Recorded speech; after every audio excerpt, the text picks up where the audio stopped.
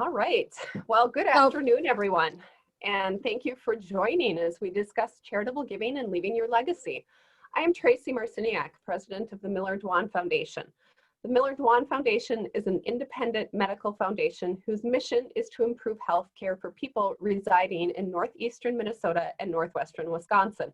Our commitment to improving healthcare allows us to provide education to people throughout our region on specific healthcare topics and ways they can help transform healthcare through their charitable giving. A few housekeeping items before I introduce our speaker. Really just one housekeeping item. Everyone we will have muted, but we do welcome questions. So please use the raise your hand feature to ask a question and Kathy will unmute you, or feel free to use the chat function to ask a question. Now I would like to introduce Jennifer Carey, our speaker today.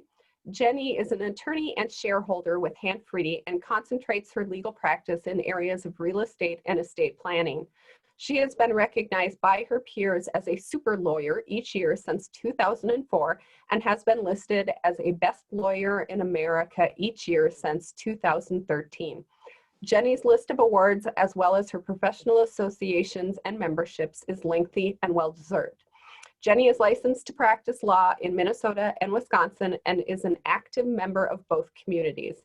Jenny is currently the chair of the Miller-Dwan Foundation Board of Directors. Please join me in welcoming Jenny Carey. Go ahead, Jenny. All right, thanks Tracy for that nice introduction. I do want to spend some time this afternoon talking about generational giving and what that means with respect to our charitable giving and leaving a legacy, or even better yet, teaching our children and grandchildren about leaving a legacy. And so I'm hopeful that we will be able to put this webinar up on the website and have it shared for other donors and friends of the foundation. I know that Tracy said that we will take questions throughout the presentation, which is just fine, but I want to let you know that I am set up on an iPad, so I cannot see the questions when they come.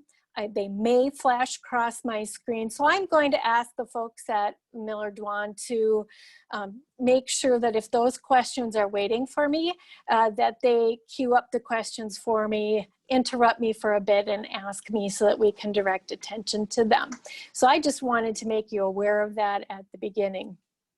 But as we get started today, as I said, I want to thank all of you for being contributors and donors to the Miller-Dwan Foundation, because really it's through support like yours with respect to our special projects and donations for our region's healthcare.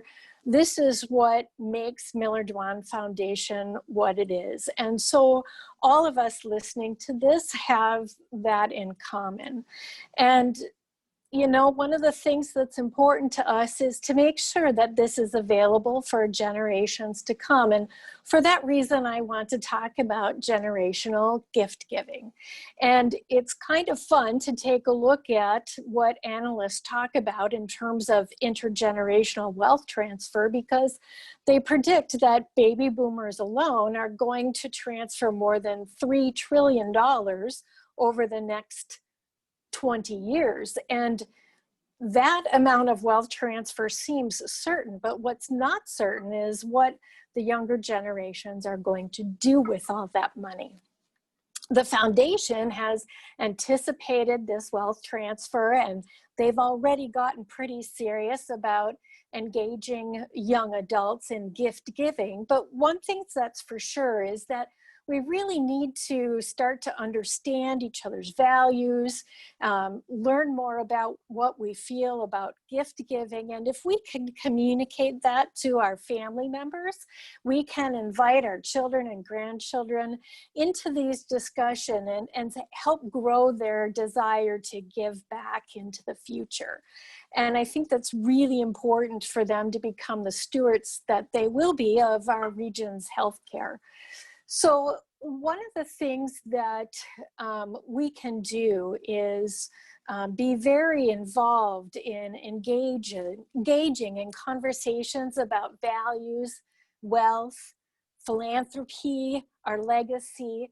And some of those questions bring about questions about the generations. It highlights differences among the generations. And, you know, we tend to think about them often, the generations that is, in terms of labels, labeling descriptions of historical trends or social traits of each of these generations. And so even though we assume that we know that about our family members and maybe about our community, we don't always know what those generational personalities are. So to start with, if you're born between 1929 and 1945, you're a member of the greatest generation, or you're a traditional. So you were formed by World War I and the Depression and the Holocaust. And so your values were formed in an era where loyalty and patriotism, faith and government, that was rewarded. For traditionals, giving was a norm, whether it was to your country, your family, or your religious community, or even to your fellow American. And according to research, those values reflect your charitable giving today. Now, baby boomers, those are the folks born between 1946 and 1964. They have been born in an era where television came to be and technology gave everybody a new confidence. So man was landed on the moon. There were the Beatles and flower power. And so this was a period where there was a drastic difference between these cultural revolutions from traditionals to baby boomers. And it gave way to this great ball of diversity and social justice and gender equity and reproductive rights and all of these causes that baby boomers hold dear today. Civil rights, women's rights, gay rights. And, you know, it's because baby boomers witnessed this democracy at work. And with those opportunities also became competition. Baby boomers began competing with one another for leadership and power and control because there were so many of them in the same place at the same time. But you might ask, well, what happened when Generation X came along? Generation X includes those born between 1965 and 1980, and I am a Gen Xer. We grew up in an era of Watergate, Iran-Contra, the AIDS epidemic, the war on drugs, and unfortunately, a time when the divorce rate tripled. So we learned to be skeptical of every institution, from the government to corporations and even to the institution of marriage. So to traditionals, Gen X grandchildren appear frenzied. We jump from one opportunity to the next rather than remaining at the same job for decades. However, we bring upbringing, and it sheds light on our lack of faith in institution. And in our minds, jumping from one opportunity to the next reflects independence and adaptability. Furthermore, we're motivated by values of freedom and compassion, not so much duty, patriotism, and obligation. So with smaller numbers, it's said that the Gen Xers really have not had to compete for the same opportunities. Some look at us and say we were given our leadership roles in 20s and 30s, or we had the opportunity to start our own businesses. But even though we might be accused of being disrespectful, maybe people have said that we've been afforded every opportunity at way too early of an age, I have to take issue with being called a slacker because, you know, I don't think that's the case. But I think that stereotypically, that's what we get hit with. But even if that's true, what happens is that we are able to focus on meaningful opportunities, and we learn by doing it along the way. And then we have to take a look at the millennials, those between 1981 and 1996. They, of course, have been born in an age of exponential advances in technology, and their resourcefulness have enabled them. They do everything so fast and much faster than any of us have been able to anticipate. So they're really up for real involvement. They can get up to speed so fast. On the contrary, or by comparison, they're dubious of fake opportunities. When they commit, they want to commit full force. And one thing I love about millennials is they're so tolerant of race and backgrounds and sexual orientation. They live in a profoundly diverse generation, something like never before. So, you know, they've experienced 9/11, Oklahoma City, all of these mass shootings. And while some of them might be skeptical, they also have a wide-eyed awareness that makes the millennials a generation of a welcoming voice of reasoning that can bridge the gap between generations. And then, of course, there's Gen X. 1 in 10 of Gen X are going to be eligible voters this year. They're the ones born after 1996. And, you know, they're really financially focused. And I think it's because many of them saw their parents lose a lot of money in the financial crisis and recession of 2008. So, you know, they're of an age where they know that money can be made from good ideas. And don't we want to harness that? So we can take advantage of their all-consuming technology. We've had to become accustomed to Zoom, but these guys, they were adept at FaceTime and Skype long before COVID-19 ever hit. So they can be really competitive in almost every area of their life. Now, of course, they know what they want and they want it now. So patience is not a common virtue among Gen Zers.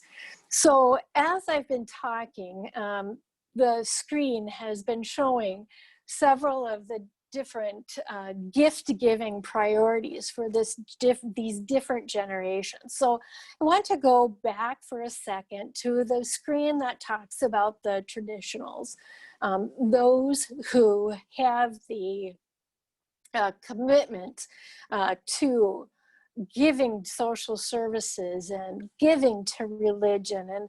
And this group, if you look at their top giving priorities, it's going to be common across all generations, but they do give to worship more than any other. They give to local social services more than any other. And they're also big givers for emergency relief causes. And for us, we give a big cheer for their commitment to healthcare charities. So if you look at the total percentage of gift giving, traditionalists are going to represent 20% of all gift givers. And when we look at healthcare charities, with respect to those folks who give to healthcare causes, they represent 18% of that group. So if we go on to the next slide, which is the slide that's going to show the giving priorities for the baby boomers. Now, of course, because the baby boomers are a larger size or a larger population of people, when you look at total gift giving, they're at 41%. But when you look at total gift giving for healthcare, they're at 39%. And they have similar, but not quite the same in order of priority, gift giving causes. local social services, places of worship. Healthcare charities is also right up there, and so is emergency relief. So again, if you look at across the generation, you're going to see some similarities, but now I'd like to take a look at the Gen Xers. So the next slide, please. They represent 23% of total givers, and of those giving to healthcare charities, they represent 22%. And when you look at their gift giving priorities, you start to see just a little bit of a shift. There's still healthcare charities. Look at that, it's right at the top. Social services, and here for the first time we see a priority for animal related causes, and you're going to continue to see that in future generations, as well as we see children's causes rise in the top 4 of priorities for the first time. And this is really significant because when you start to think about what's going to happen to these trillions of dollars that are going to transfer over generations, they're going to inherit this generation of people, those born between 1965 and 1980, $40 trillion. And that's a lot of money. So if we go to the next slide, we're going to take a look at the priorities for millennials. Millennials at this point in time represent a total of 14% of all gift givers, and a slightly higher percentage of all those giving to healthcare at 16%. They represent a somewhat traditional gift giving priority list. Believe it or not, places of worship, it is, even for millennials, one of the largest causes that they give to. Children's causes, social services, and again, healthcare charities is right up there in the top 4 of the gift giving priorities. So again, when you look at giving, this is important too, because millennials represent right now over 25% of the US population. Now, when we start to look at the younger generations, on the next slide, we'll take a look at Generation Z. These are adults, young adults born after 1996. At this point in time, they only represent 2% of total giving, but even at only 2% of total giving, with respect to those who give to healthcare, they give 5% out of the 100% pot that goes to healthcare.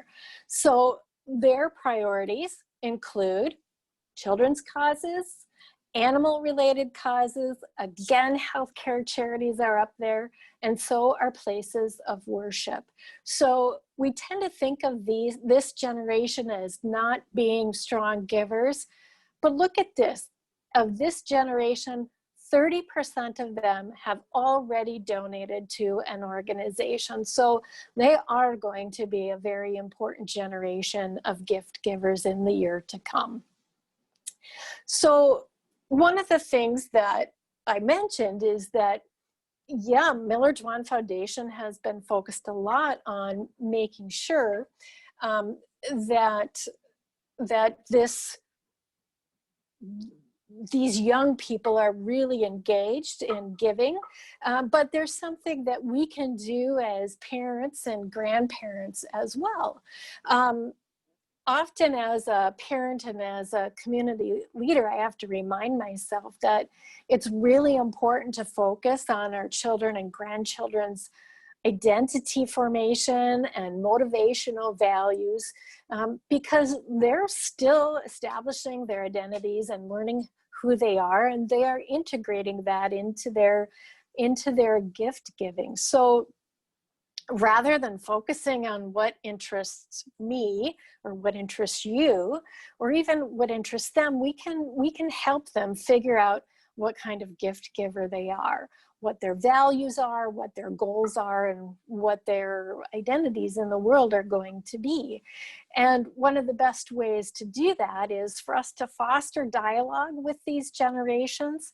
What a better way There is no better way to make sure that they're informed in making future gift-giving decisions. And one of the things that we can do is engage in discussions at the holidays, because we're together. We might be together this year by telephone or by Zoom or by FaceTime, but even if we're not in the same place, we're still going to be together. And it's the perfect time to share feelings of generosity and what's important to us and what will be important to us for years to come. So I know that some of you have engaged in meaningful conversations already, and I congratulate you for doing this with your children and grandchildren. But for others, I want to take this opportunity to extend an invitation to engage in these conversations with them. You may or may not have ideas about how to get started in this, but one great idea is to develop a family giving mission statement. Just a few sentences to describe the goals that you're trying to achieve with your giving. For example, protect the environment, or end hunger in our community. And during the holiday, you can invite everybody to write down some of their own visions or wishes and share it with the rest of the family. And it's these discussions that you can help maybe even develop some consensus in your family about what's important to give. This mission statement, if you take time to create it, can be used for generations to come. I mean, what a wonderful gift-giving tradition this would be. You know, holidays, it's not always the best time to think about giving, because we're also engaged in hyper-consumerism. So much thought about spending and what we want. So when we talk about giving, it's really a powerful message to our children and our grandchildren. And let's use the holidays to have those honest conversations. And so there's another tool that I want to talk to you about. I would encourage you to think about writing a philanthropic legacy letter to your children or your grandchildren. And the purpose of a legacy letter is to let your family members know what's important to you with respect to your charitable giving. It might be your thoughts or your opinions, your philosophy about what you treasured before, what you hope they'll treasure after you're gone. And as far as I'm concerned, it doesn't matter whether your legacy letter is 1 page or 10 pages long, but to be persuasive, your letter should include a description of what's important to you and what you stand for when it comes to philanthropy. Restate your values in the letter and your ethics and the morals that you think require emphasis. So speak about the gifts of charity that gave you the most satisfaction, and speak about the lessons that you learned that you'd like to pass on to them. These really can become some of the most cherished memories and events, and they can really make an impact on charitable giving. These messages can be really powerful. And I created a letter like this when my son was 16. He was about to start thinking about colleges and asking for scholarships. And so I wanted to make sure that he knew the value of that time of giving for scholarships. And I want to share with you, after my letter to him, I decided that I needed to think about giving a scholarship to Rotary in Wisconsin Rapids, Wisconsin, where I grew up. And one of the reasons why I shared this particular story is because it has to do with paying it forward. And I think that paying it forward is just as appropriate for Solveig Hospice House or Amber Wing. And so when you hear my letter, think about it in that context and what it could mean for sharing your values about Miller-Dwan Foundation with your family. So this is the letter that I wrote to the president of the Rotary Club of Wisconsin Rapids. I did this in 2012. And it starts out, I am a graduate of Lincoln High School, class of 1984. And I wanted to know if anybody from, I wanted them to know my maiden name, which is Crook. I do not know if any Rotarians in club number 2723 remember me, but my father was Lee Crook and my grandfather was John Crook, and they both worked at the Wisconsin Rapids office of the Wisconsin DOT. And I let them know that currently I was a lawyer and a shareholder at Hanft-Friede.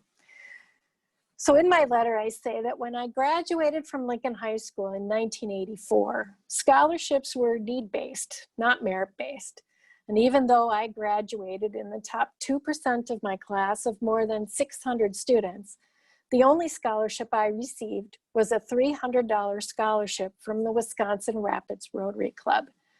Times have changed, but I have always sincerely appreciated the scholarship that I received, and more importantly, the recognition of my scholastic achievements and leadership activities that came with it. The Twin Ports has a Pay It Forward scholarship fund that inspired me to return my scholarship winnings to the Wisconsin Rapids Rotary Club, with sincere thanks for your scholarship activities then and now. For this reason, my check in the amount of $300 is enclosed. And I went on to invite them to Superior's Dragon Boat Festival because I wanted to showcase the Twin Ports. But one of the other things I need to share with you is the response that I got from Rotary. And it came within maybe 2 weeks. Dear Jennifer, what an absolute delight to receive your letter and check to the Rotary Club of Wisconsin Rapids, 3 exclamation points. I loved sharing it with the club this past Monday. There was applause and obvious joy in getting your message. What a thoughtful and kind thing for you to do. What is especially ironic is we normally give out 5 $750 scholarships now, but by mistake, the committee selected 6 individuals this year. It was too late to undo it, and we figured we would work it out somehow. So there we were, short $750, and then we get this lovely gift. So if this happens between my letter to Rotary, imagine what a letter can do between you and your family members. And I cannot help but imagine, given the experiences and the meaningful impact that Solvay has and Amberwing has, that we have all of it within our power to make not only our dollars count for generations to come, but to impress upon generations to come to make their dollars count too. So that's the message that I wanted to share with you this afternoon. We don't have a lot of time left.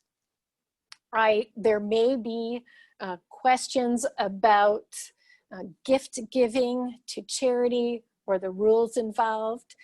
Tracy, do we have time for that, or is this something that I should just invite people to contact me or contact the foundation if they've got questions?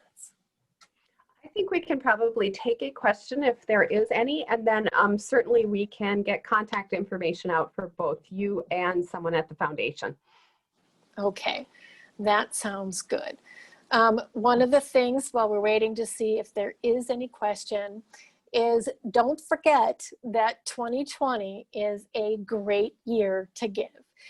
Due to the COVID-19 relief, the amount or the percentage that can be used toward reducing your income for tax purposes is 100%. So it's not subject to the same limitations as other years. So like I said, 2020 is a great year to give. Thank you. Jen, I have a question for you. This is Joan, and you talk about the philanthropic letter.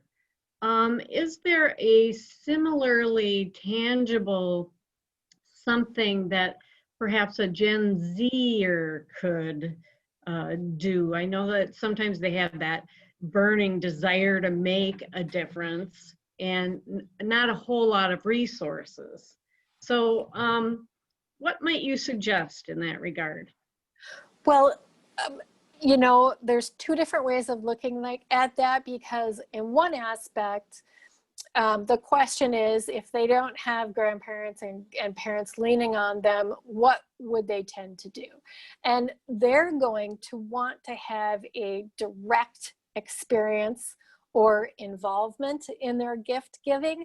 So if they join a 5K run because it's for a good cause, if you want to compare it to a legacy letter, well, when they post their involvement in this activity for charity, along with whatever they're posting in social media, they can do a splash that shows to their friends what was important about why they wanted to give for that particular cause. So that might be a social media twist on the legacy letter that would work for younger generations.